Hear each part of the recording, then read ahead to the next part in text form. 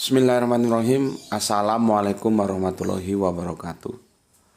Asyhadu an la ilaha illallah, asyhadu anna Muhammadar Rasulullah. Allahumma sholli ala sayyidina Muhammad wa ala ali sayyidina Muhammad. Kama sholaita ala sayyidina Ibrahim wa ala ali sayyidina Ibrahim bil alamina innaka Hamidum Majid. Sebelumnya kita panjatkan dahulu doa kepada Gusti Allah Ingkang Maha Agung untuk saudara-saudara kita yang telah memberikan sholawatnya kepada channel dakwah ini sehingga channel dakwah ini dapat eksis dengan setia hadir dalam ruang-ruang diskusi kalian semuanya. Tentunya dengan sebuah harapan insya Allah ya, sholawat itu menjadi catatan langit amal soleh bagi mereka dan keluarganya kelak, dan insya Allah akan terbalaskan dengan balasan yang lebih baik lagi oleh Gusti Allah Ingkang Maha Agung. Selanjutnya, untuk seluruh pewar terkasihku dimanapun kalian berada, di mancanegara maupun di dalam negeri, aku ucapkan terima kasih atas seluruh apresiasinya ya. Semoga selalu always dan always selalu tidak pernah never bertumbuh menjadi yang anti skip dan anti download. Kemudian bagi yang berkenan ya, silakan saja bahkan dihancurkan ya. Dan ucapkan terima kasih kepada mereka ya, apabila ingin men-share kajian-kajian dari channel dakwah ini supaya kau mempunyai catatan langit bahwa engkau telah mengambil bagian dalam siar dakwah Islam, silakan saja. Namun demikian yang di-share adalah linknya ya, linknya. Jangan kamu potong-potong setelah kamu unduh lalu kamu unggah ulang, jangan. Berikutnya juga aku tidak bisa sebutkan satu persatu, semuanya lah dari kalian. Terima kasih atas doa-doa kalian untukku yang kalian panjatkan kepada Gusti Allah Ingkang Maha Agung. Aku juga akan begitu ya, memanjatkan kepada Gusti Allah Ingkang Maha Agung. Semoga kebaikan doamu untukku dicurahkan juga untukmu. Ya, itulah sebuah harapan yang selalu kita bangun, dan kita juga tentunya berharap semoga doa-doa kita termasuk dari bagian doa-doa yang diijabahi oleh Gusti Allah Ingkang Maha Agung. Jadi mari kita saling mendoakan kebaikan. Amin amin ya rabbal alamin.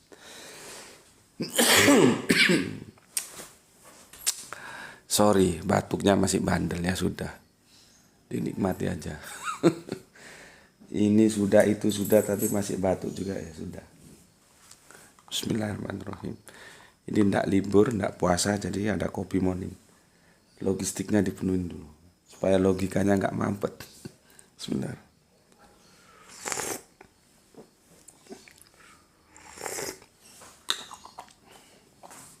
Mampir ngombe sebelum aku lanjutkan ya.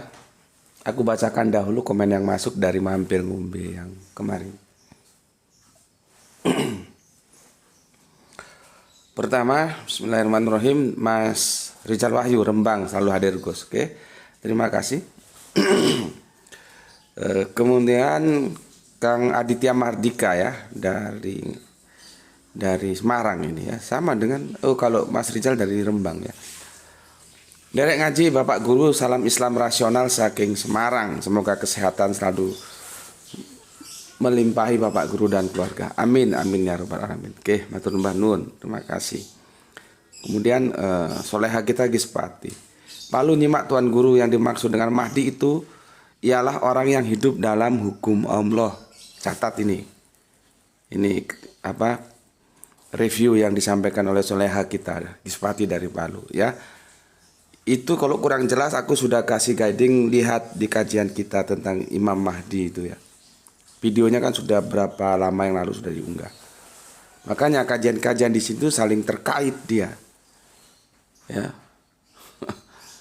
Satu video ke video yang lain saling terkait lah. Kalau ada satu video dipotong-potong terus diunggah ulang kan ya jadi nggak jadi dandanan. Oke.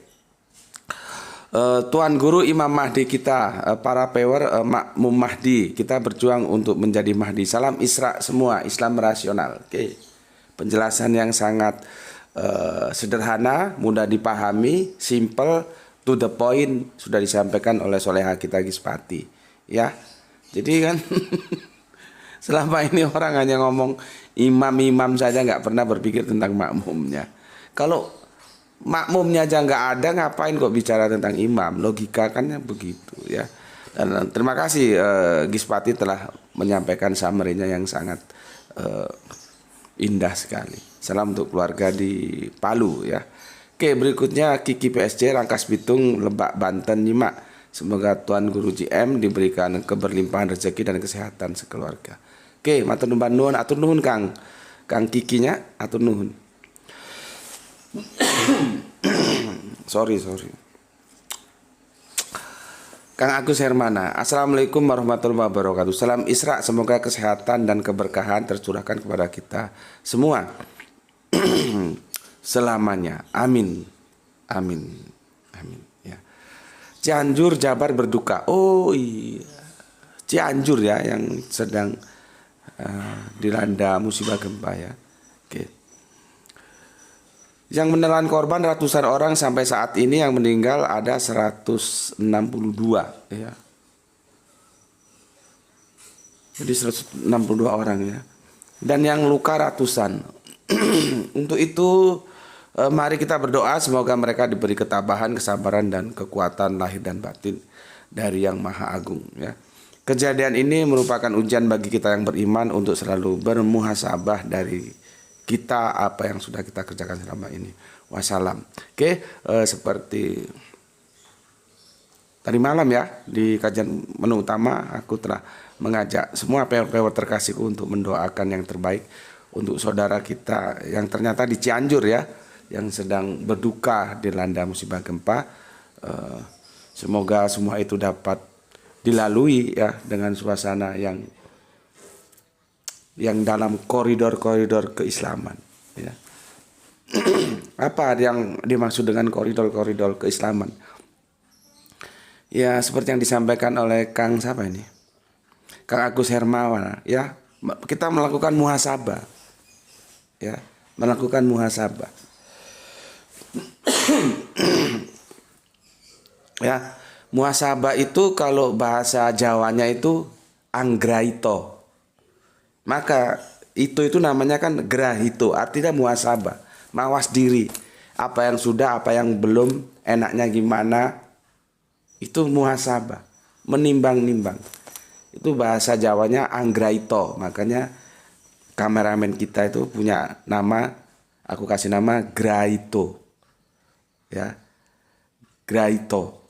Sebetulnya Graito karena jarang O dalam dialek Jawa ya. Cuman jadinya itu dikirain berkiblat ke Jepang. Enggak. Naruhito. Kalau O itu Jepang, kalau Jawa itu O. Jadi sebetulnya anggraito. Enggak ada Graito, itu enggak ada sebetulnya. Graito. Jadi seharusnya panggilan dia itu Ito. Tapi menyimpang jadi Ito. Menyimpang lagi, orang yang nggak tahu dikirain bapaknya terkontaminasi Jepang. Enggak lah ya, kita orang Indonesia punya budaya sendiri kok. Karena Jepang itu konsonan kuatnya O. Kalau Jawa itu O, bukan O. Ya. Oke, melakukan anggraito, melakukan muhasabah ya. Dan tentunya dengan doa yang kita panjatkan semoga semuanya bisa dilalui dengan baik, bisa berakhir sehingga musibahnya tidak lagi terjadi gitu ya. Amin ya robbal alamin. Semoga Gusti Allah Agung mengijabahi doa-doa kita untuk saudara kita yang sedang diuji ya. Oke. Berikutnya dark attack. Dark attack ini apa kalau Indonesianya? Attack itu kan serangan ya, dark itu gelap, serangan gelap gitu kan. Subhanallah, penjelasan singkat yang sangat tegas dan jelas tentang dongeng Imam Mahdi. Hanya Islam rasa oten yang percaya dongeng itu. Lanjut Gus, cerahkan akal yang sudah teracuni dogma. Sehingga halusinasi membayangi akalnya. Barakallahu bikum Gus, alhamdulillah, wassalam. Iya Kang Mas Dakektek, seperti yang aku pernah sampaikan ya. Nanti itu Imam Mahdi itu mesti gandengannya siapa? Gandengannya Imam Mahdi itu dalam dongeng itu nanti Dajjal. Di sini ada tulisan kafir, matanya satu. Kan ya dongeng itu. Ya. Karena pemahaman Dajjal juga orang nggak paham. Dajjal itu punya 11 makna. Ini mau dipakai makna yang mana? Ya. Dajjal. Nanti baru sosok yang menjadi apa ya? Menjadi polemik yang tidak berkesudahan tentang sosok Yesus dalam kekristenan, Kanjeng Nabi Isa dalam Islam. Turun lagi ke bumi. Ini semua buah dari dongeng. Kan aku sudah berkali-kali bilang, akhirnya juga ketika aku menulis ada 13 atau 11 seri Kanjeng Nabi Isa tidak turun lagi. Akhirnya aku di lapangan bertarung dengan saudara Islamku sendiri dan dengan teman Kristen. Kalau teman Kristen wajar lah kalau dengan teman Kristen, karena kan itu menjadi akidah fundamental mereka tentang kedatangan yang kedua. Tapi yang repot ketika sesama Islam bertarung itu. Dan ini sebagai proof, bukti kepada teman-teman Kristen, kajian di sini itu kajian akademik. Dia berpijak pada pemikiran-pemikiran rasional. Makanya sebagai bukti aku bukan hanya menyasar kepada Kristen saja, kepada pemikiran-pemikiran Islam pun ketika dia tidak tunduk terhadap Al-Quran, Al-Hadis akan aku bawa ke dalam meja diskusi. Jadi supaya teman-teman Kristen jangan terlalu baper gitu loh. Aku tidak dalam kerangka menyerang, menyudutkan, enggak. Kita diskusikan. Ini ada masalah, ayo kita diskusikan baik-baik. Dengan saling hormat. Ya, enggak perlu kekanak-kanakan kalau yang dari mulutnya keluar kata-kata kotor. Makanya enggak pernah aku anggap kan. Aku skip aja. Ngapain juga? Itu kan level anak TK yang begitu. Kalau di kampus orang seperti itu diketertawai. Diketertawai kalau ada diskusi nggak diundang lagi. Ngapain? Level-level curu gitu diundang. Artinya belum dewasa. Dewasa di sini bukan dewasa umur, tapi dewasa dalam kerangka berpikir. Gitu. Jadi kalau sudah menghujat, menghina, menyudutkan, itu sebagai tanda bahwa dia sebetulnya belum cukup dewasa untuk diskusi.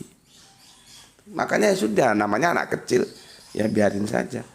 Walaupun umurnya katakanlah sudah 70 tahun, tapi karakternya masih seperti itu, maka itu juga tidak bisa dibilang dewasa. Karena dewasa di sini adalah kemampuan ya menata rasionalitasnya dalam sebuah diskusi, bukan usia. Ya. Kan aku sudah jelaskan di video yang 13 atau 11 seri itu. Nanti ujung-ujungnya ini kan eskatologi. Ujung-ujungnya ini politik. Seperti kita, akhirnya kan kita dibuai dongeng, akhirnya kita menunggu, tidak bergerak. Menunggu yang ditunggu nggak datang-datang. Kapan kita mau kiamat?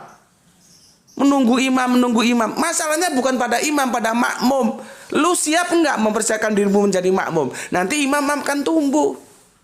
Itu si Gispati itu sudah menjelaskan dengan terang seperti itu. Imam diomongin terus. Imam Mahdi. Makmumnya goblok, gak ada yang pernah ngomongin. Gue gregetan sama. Seharusnya kan bilang begini bukan gue ya. Mereka yang secara strata sosial itu lebih diakui sebagai ustadz, sebagai kiai gede, sebagai ulama. Kalau gue ya gue juga punya hak ngomong. Cuman kan daya dorongnya itu hanya ya kita ini kan orang kecil ngomong-ngomong kecil. Meskipun yang kita omongkan ini masalah besar. Coba aku mau tahu, pernah dengar ada kiai, ustadz, ulama mengatakan bagaimana tentang makmum Mahdi? Kan nggak pernah. Cuman kan kajian-kajian seperti ini, powernya kamu lihat sampai nggak itu 500? Kenapa? Mereka muntah dengan kajian akademik seperti ini. Ini hanya tersaring untuk orang-orang yang punya rasio. Makanya yang tidak punya rasio di skip saja, cari channel lain, jangan di sini. Ya, akhirnya itu politis dan itu diamini oleh saudaraku yang bermukim di Amerika, yang kebetulan bersuamikan Yahudi Amerika, ya, dan dia setuju dengan analisaku. Sayang akhir-akhir ini kami jarang berkomunikasi, nggak tahu kabarnya gimana ya. Dulu aktif mengikuti kajian kita, ya, atau kesibukan atau apa nggak tahu kok sekarang jarang. Biasanya dia kalau komen memang nggak di kolom komentar, WA. Kami diskusi via WA. Jadi yang namanya Imam Mahdi, terus nanti dalam perspektif Jawa Satrio Piningit dan segala macamnya, itu membuat kita tidak aktif karena kita pasif menunggu doang.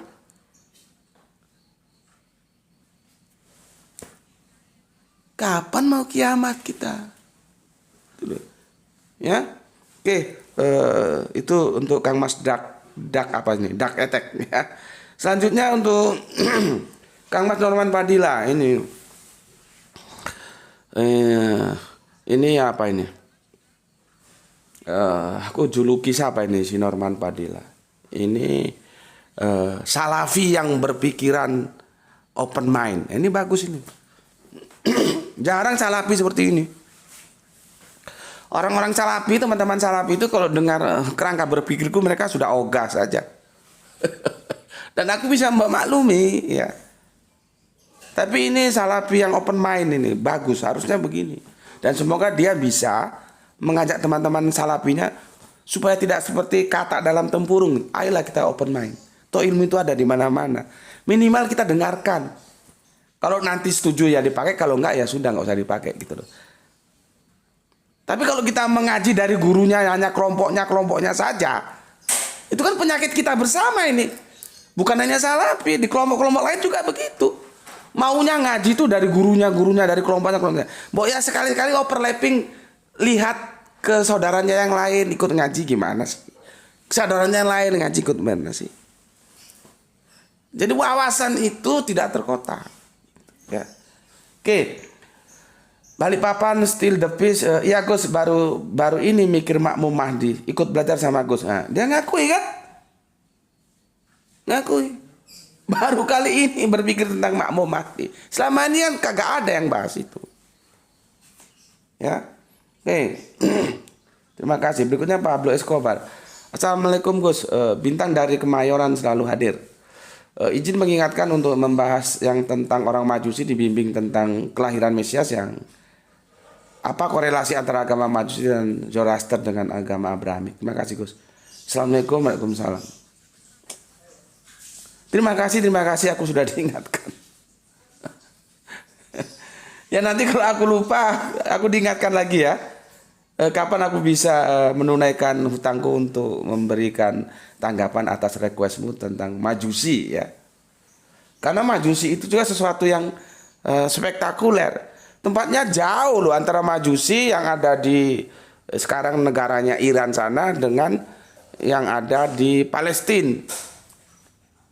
Nah orang Israel sendiri belum tahu kok, orang Majusi sudah tahu bahwa akan lahir sosok tokoh besar.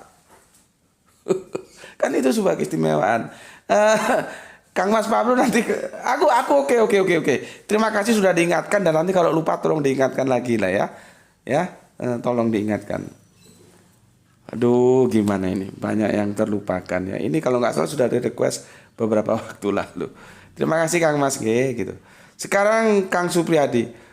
Dan semua sujud kepada Allah, baik yang di langit maupun yang di bumi, baik dengan kemauan sendiri maupun terpaksa.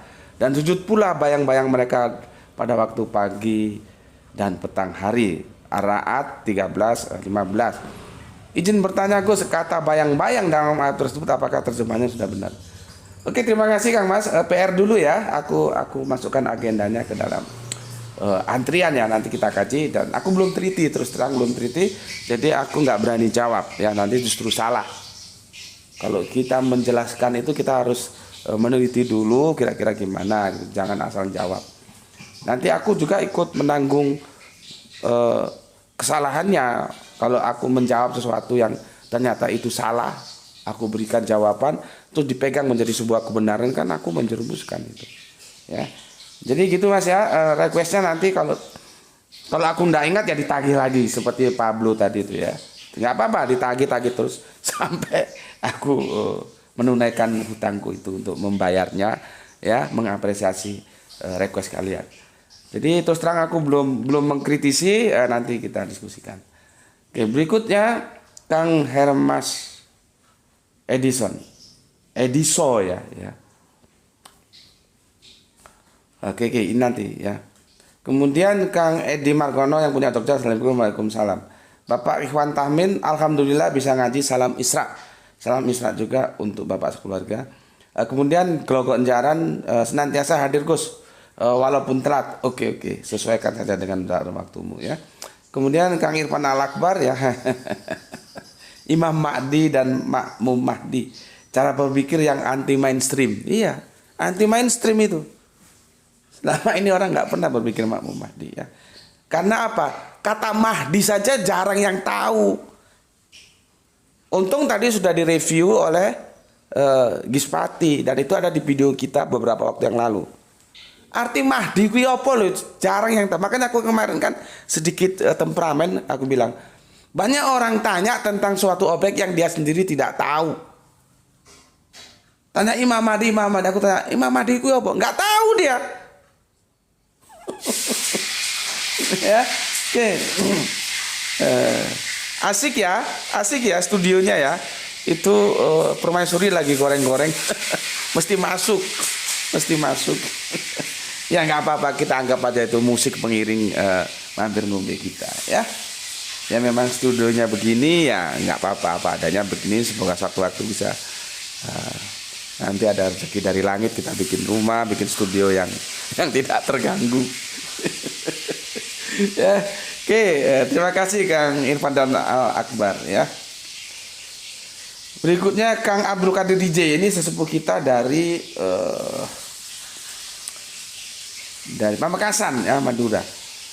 Ini Assalamualaikum, Waalaikumsalam. Islam sebagai umat Muhammad tidak menunggu sesuatu datang. Nah, jelaskan seperti membumbui merpati terbang.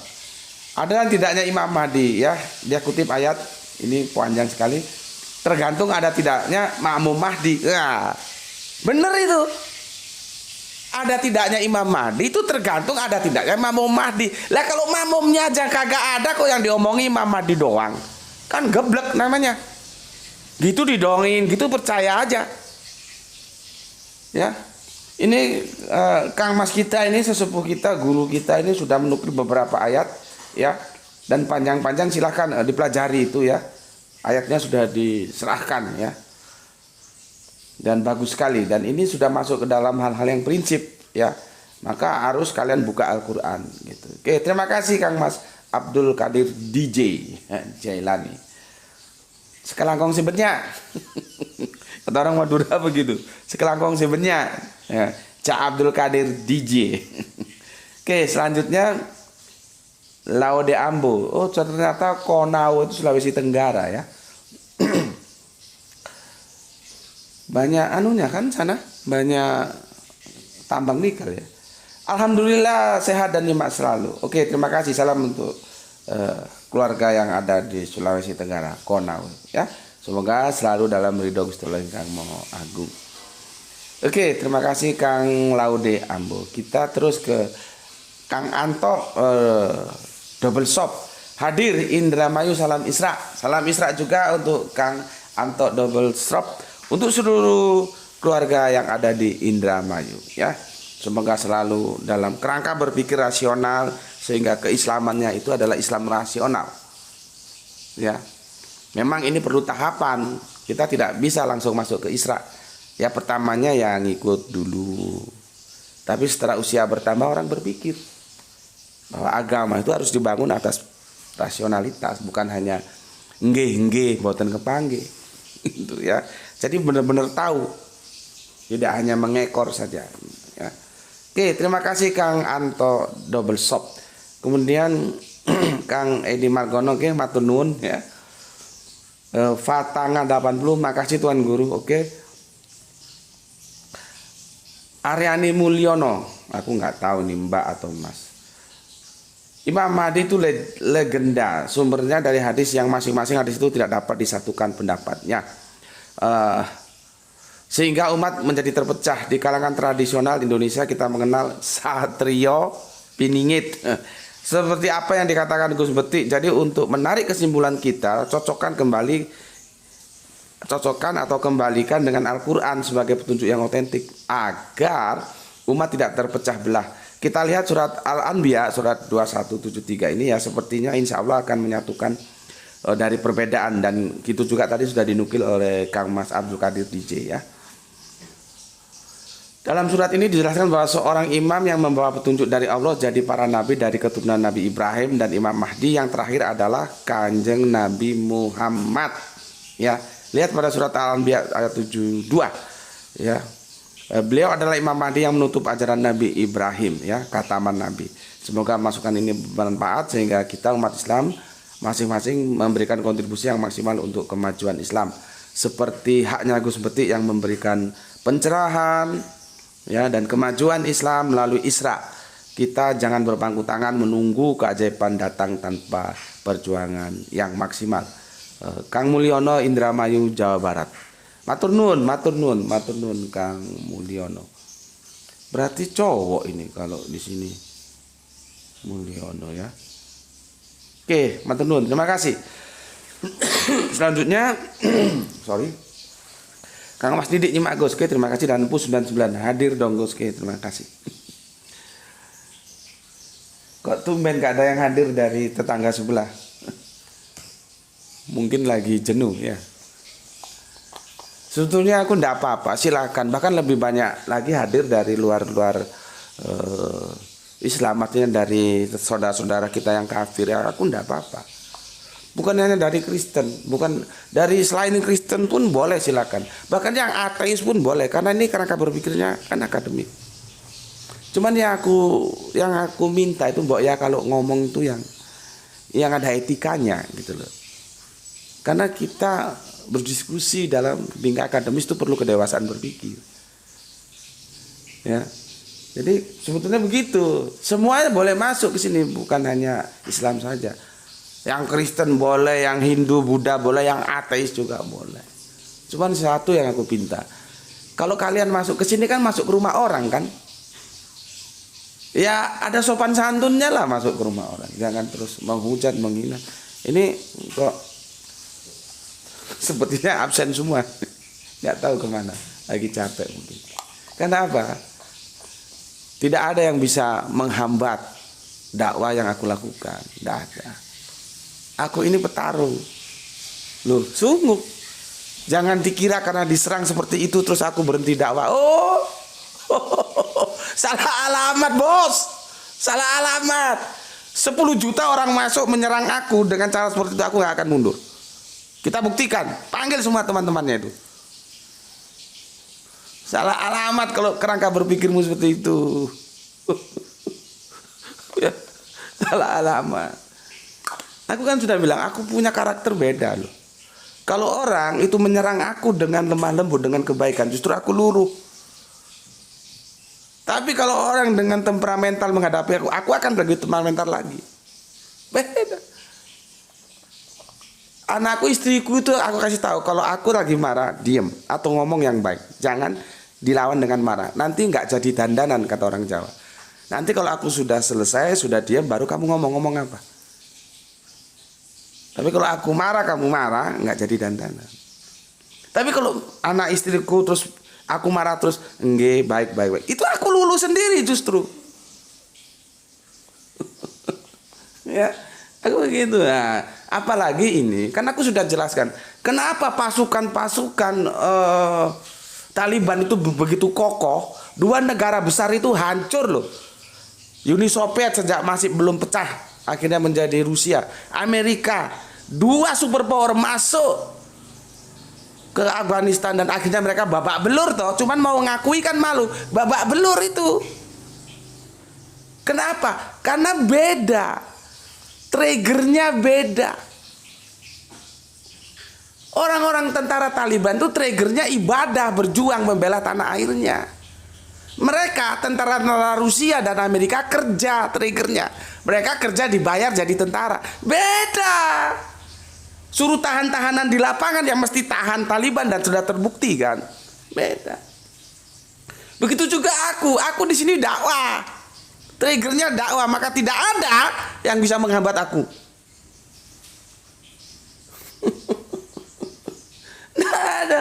Kamu mau ngikuti terus, ikuti aja terus. Kalau enggak, jerit kamu di tengah jalan. Buktinya mana? Kosong. Dan yang kemarin juga kosong. Yang mulut-mulut kotor kok nggak hadir. Bismillahirrahmanirrahim.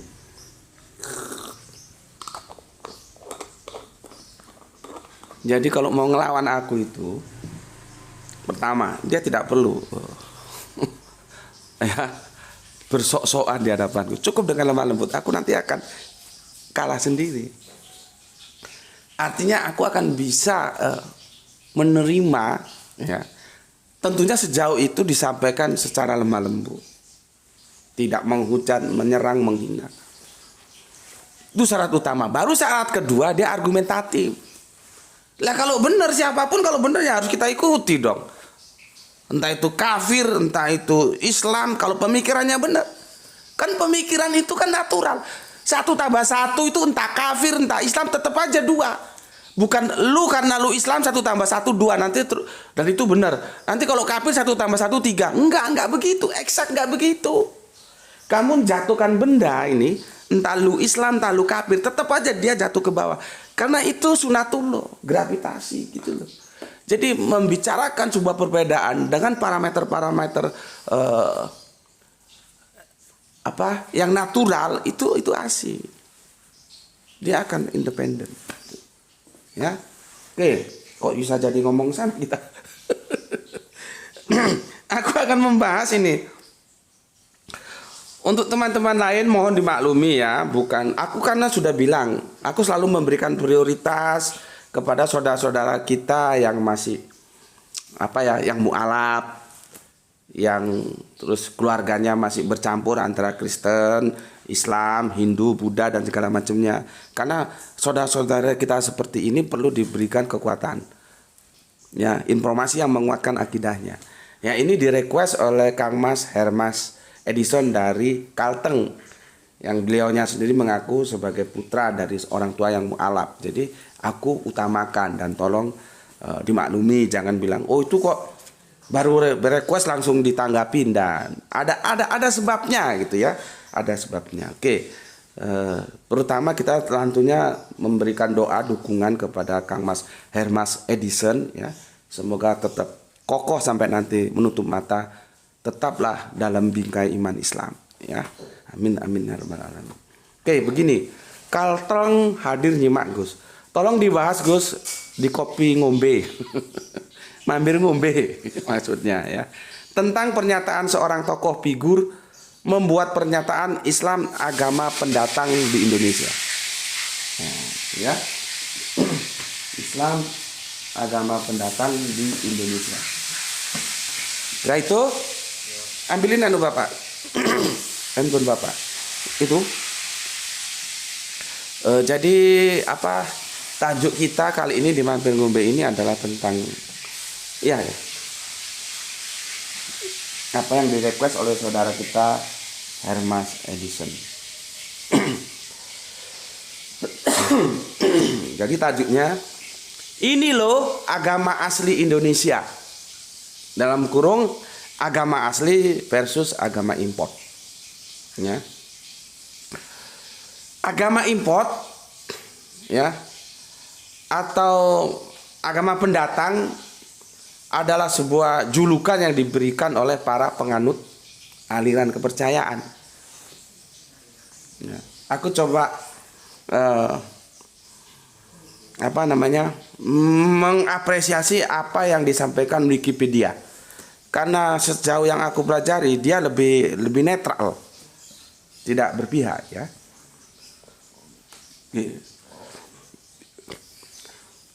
Sebetulnya apa sih yang disebut dengan agama import itu?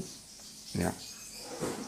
Maka Wikipedia itu menyuguhkan begini: Islam, Kristen, Katolik, Hindu, Buddha, Konghucu, itu semua agama import. Ya. Julukan tersebut biasanya dipakai saat menuntut agar aliran kepercayaan diakui sebagai agama atau para penganutnya diperlakukan sama seperti halnya para penganut agama yang telah diakui di Indonesia ya. Julukan tersebut juga dipakai sebagai balasan karena aliran kepercayaan tidak dianggap sebagai agama. Nah, masalahnya di sini memang kita perlu mendekonstruksi ulang. Kenapa disebut aliran kepercayaan? Dari aku sejak SD itu loh, aku bertanya-tanya, kenapa ya disebut aliran kepercayaan? Aku pernah, nanti kawan-kawan aku ceritakan pada kamu, aku pernah berdebat sama kelompok Pangestu, Pangguyupan Ngesti Tunggal. Ya, itu ceritanya seru itu, kapan-kapan bisa kita angkat juga ya. Dimana aku dikelilingi kepada semua, salam satu ruangan, satu rumah itu Pangestu semua, hanya aku sendiri, ya. Dan dedengkotnya ada berapa? 4 orang itu berhadapan dengan aku.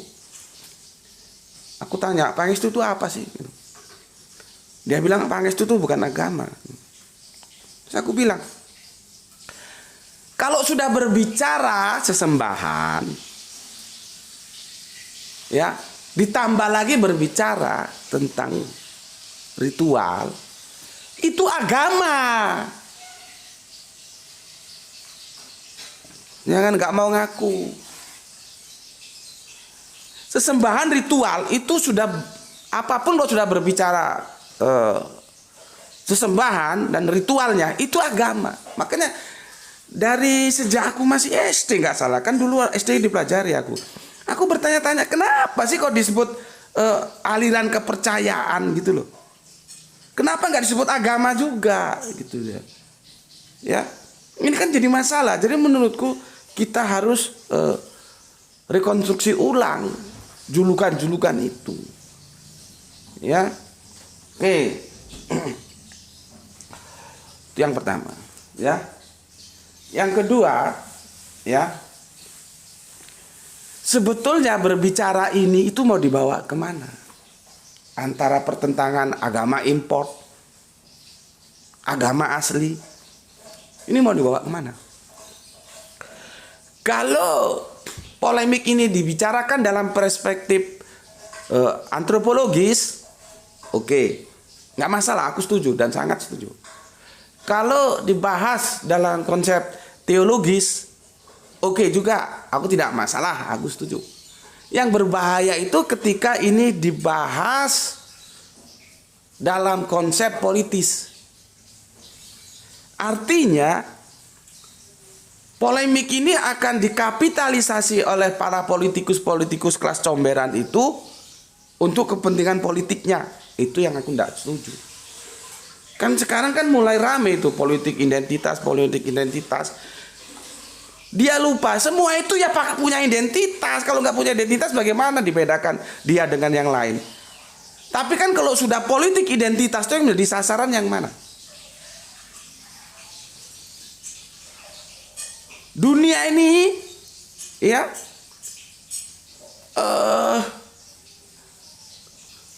apanya itu tidak dikuasai oleh kita. Media massanya itu tidak dikuasai oleh kita. Kita ini korban framing. Entah karena kejahatan mereka, entah karena kegoblokan mereka. Tapi prinsipnya kita ini korban framing. Karena media massa tidak dikuasai kita. Contohnya istilah kadrun.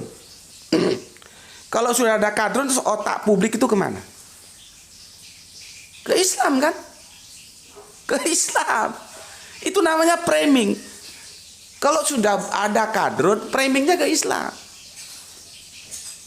Padahal kalau kita sedikit cerdas saja, bahwa Islam dan Kristen itu sama-sama terlahir dari sebuah bangsa yang rasnya itu Semitik. Yang satunya Israel, yang satunya Arab. Dan dua-duanya sama di gurun. Mereka itu habitatnya gurun. Dan di gurun itu sama-sama ada kadalnya. Lalu kenapa kalau ada istilah kadal gurun itu selalu tertujukan kepada Islam? Itu korban framing. Dunia sedang tidak adil. Sama dengan kalau ada teroris dan beragama Islam, mesti Islamnya dibawa. Coba kalau yang menjadi teroris itu bukan Islam. Contohnya yang itu sangat bagus diulas oleh mualaf kita yang dari Jerman. Siapa yang menghabisi sekian juta nyawa di Perang Dunia Pertama, Perang Dunia Kedua, berikutnya dan berikutnya? Orang Islam? Bukan. Terus mereka pernah dicap teroris? Nggak pernah. Terus agama mereka dibawa-bawa? Nggak pernah. Coba yang melakukan kesalahan orang yang beragama Islam. Kan tidak dikanalisasi. Artinya apa? Ini orang Islam, tapi Islam jangan dibawa-bawa. Karena Islam tidak mengajarkan teroris. Tapi kan mindset orang sudah berubah. Kalau teroris Islam, teroris Islam. Ya, aku ini ada buku. Ini pengakuan jujur ini. Ya, ini bukunya. Ya, pengakuan jujur. Ini yang nulis ini Bapak. Bukan orang kroco-kroco ini orang kelas wahid ini. Ya. Nih. Pendeta Dr. Andreas Yangwe nih. Ya. Terus ini aku bacakan nih. Ya, judul bukunya kalau mau beli ini. Ya, aku bacakan. Di negeri kita juga beban-beban sejarah itu sewaktu-waktu muncul ke permukaan. Kenyataan bahwa kekristenan datang bersamaan dengan kolonialisme dan imperialisme barat. Lihat itu. Kendati di beberapa tempat tidak demikian, menimbulkan stigma bahwa kekristenan adalah buah dari sistem-sistem tersebut, dan sebagai demikian pasti para penganutnya tidak nasionalis. Ini Bapak Angwe. Pertanyaannya, pernah selama ini publik terus bilang yang jajah itu Kristen, yang jajah itu Kristen? Kan tidak pernah. Kita tetap saja yang ngomong yang jajah negeri kita itu Belanda, walaupun agamanya Kristen, nggak pernah kita bawa. Itu kejujuran kita. Karena apa? Banyak orang yang mengaku beragama A, belum tentu dia hidup dalam aturan agama A. Karena kebenaran agama tidak bisa dilihat dari pemeluknya. Tapi bagaimana agama itu mengajarkan aturan-aturan main dalam berhubungan secara vertikal dan horizontal. Kan nggak pernah kita ngomong bahwa menjajah negeri ini adalah Kristen. Kan nggak pernah. Kita selalu ngomong Belanda-Belanda dan kita tidak pernah mengaitkan dengan apa agama dia, bukan urusan kita. Artinya kita menghormati itu.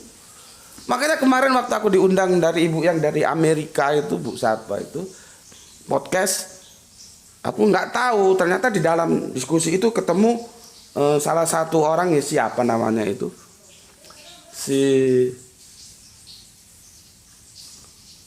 siapa namanya lupa aku. Dia sering ngajak aku di situ, tapi aku tolak, aku tidak mau. Kenapa? Belum levelku. Dia harusnya memantaskan dulu untuk berhadapan dengan aku, pantas nggak, baru aku layani. Ya. Lupa aku namanya. Akhirnya ketemu di situ. Dia menggugat pada waktu itu kan 17 Agustus bahwa negeri ini banyak jasa-jasa umat Islam dalam memerdekakan negeri ini. Karena pada waktu itu sedang 17 Agustus topiknya ke sana. Ya. Kok di tengah jalan dia menarik diri. Katanya dia tidak kompeten berbicara dalam bidang politik. Nah kalau nggak berkompeten jangan ngomong gitu dong. Jangan menggugat bahwa umat Islam itu punya jasa terhadap kemerdekaan negeri ini. Dan kita juga kan tidak menyampingkan umat-umat lain. Ya. Aku kalau error begini, namanya siapa aku lupa. Ya. RY namanya, baru ingat aku. RY. Ya. Erwin. Akhirnya dia menarik diri keluar. Ya silakan saja. Emangnya gue pikir. Ya, oke. Tuh Mas ya. Sekarang ini mau kita bicarakan di mana? Dari sudut apa? Apa politik? Atau teologis? Atau metodologis? Karena ujung-ujungnya yang berpikir seperti ini itu nyasarnya ke Islam doang. Ada agama import, ada agama asli. Framingnya ke sana. Makanya aku lebih suka pakai Wikipedia. Wikipedia mengatakan yang import itu Islam, Kristen, Katolik, Hindu, Buddha, dan Konghucu. Baru nanti kalau kita bicara ori, Apa? Kalau Jawa ya kejawen, kalau Batak itu parmalin, kalau di mana itu Kalimantan itu kaharingan, gitu. Kalau memang agama itu dilihat dari tempat atau dari lokus di mana dia diturunkan. Cuma nanti aku bilang ujung-ujungnya seperti kadron tadi itu. Kadron itu kadal gurun, semua Islam Kristen itu lahir dari gurun. Cuman kan kalau orang sudah ngomong kadal gurun, framingnya ke Islam doang. Nah, ini juga naga-naganya nanti seperti itu. Makanya aku bilang, lihat dulu yang berbicara agama import dan agama asli, lihat orangnya. Dia politisi, antropologis, atau teologis. Lihat. Jadi kita nanti kalau dia mau membawa kemana diskusi ini, kita tahu. Mau dikapitalisasi kemana. Ya. Berikutnya. Yang dimaksud asli itu apa? Coba aku mau tanya. Apa coba asli itu apa? Jadi ada agama asli, agama import. Asli kuwi apa? Apa itu asli? Goblok gue gak ngerti asli. Jadi diksi ini tidak akan dapat ya diterjemahkan. Ya, nanti ada adil, ada adab, keberadaban, ada rakyat, ada hikmat, ada musyawarah, ada wakil. Itu istilah-istilah yang termaktub, diksi-diksi itu dalam Pancasila kita. Itu bahasa itu dari mana coba? Dari mana bahasa itu? Udah berapa lama, Le? Dari mana bahasa itu? Coba. Diksi-diksi ini tidak akan dapat diterjemahkan dengan tepat dan akurat ke dalam bahasa manapun di Indonesia. Tidak bisa. Makanya itu dipakai seperti apa adanya. Sekarang itu bahasa itu dari mana? Itu terdapat dalam Pancasila kita loh. Ya. Kemudian jangan lupa bahwa kata asli itu juga bukan asli Indonesia loh. Itu bahasa serapan dari bahasa Arabian. Asalnya apa? Asal. Kalau Arabiannya gimana ya nulisannya ya? Kalau Indonesianya ASHL, asal. Asal. Jadi sesuatu yang asli itu tidak berubah dari asalnya gitu loh. Kitab suci itu asli, berarti dia tidak berubah sejak dia diturunkan kepada para kanjeng nabinya, tidak mengalami penambahan dan pengurangan, tidak terkontaminasi. Maka dia disebut kitab suci asli. Asli itu asal. Itu bahasa Arabia. Dari bahasa ini saja kita sudah nampak kok bagaimana eratnya hubungan antara Islam dan Indonesia tanpa harus kita menyingkirkan saudara-saudara kita yang lain. Itu harus kita rangkul juga. Tapi fakta sejarah kedekatan Islam dan Indonesia itu tidak bisa dipisahkan. Nah ini sudah bicara tingkat tinggi. Kalau aku salah-salah ngomong nanti bisa jadi kacau juga. Makanya kemarin aku suruh bahas surat Al-Kahfi. Al-Kahfi itu tidak sesederhana yang kalian pahami selama ini. Itu nanti juga berbicara tentang konsep berbangsa dan bernegara. Cuman kan aku masih berpikir, siap nggak publik mendengarnya?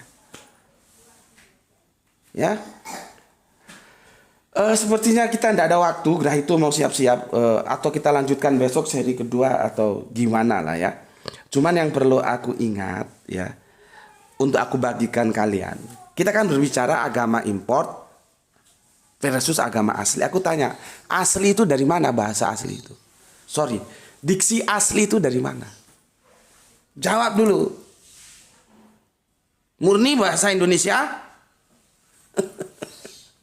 Ya, jawab dulu. Oke, ini nanti bikin seri pertama ya, besok seri kedua ya. Oke, sampai di sini dulu karena waktunya sangat terbatas ya. Semoga ini bisa menjadi pencerahan kita bersama. Untuk saudara-saudaraku yang semoga keberuntungan ada bersama kita, rezeki yang barokah dan kesehatan yang prima ya. Jaga iman, jaga Allah, jaga Al-Qur'an, jaga Islam ya, menjaga bingkai imanmu. Tetapi tetap ayo kita hormati saudara-saudara kita yang memilih jalan lain. Itu tetap saudara kita. Ya. Sebagai ingatan, aku berkali-kali ngomong. Aku sekarang kasih guiding, coba setel lagi ya. Kajianku 2 tahun lalu yang menjelaskan tentang 3 tak terpisahkan. Al-Insan, Al-Quran, Al-Akhwan. Karena nanti ini akan ke sana penjelasannya. Ya. Oke. Bismillahirrahmanirrahim. Alhamdulillahirabbil alamin.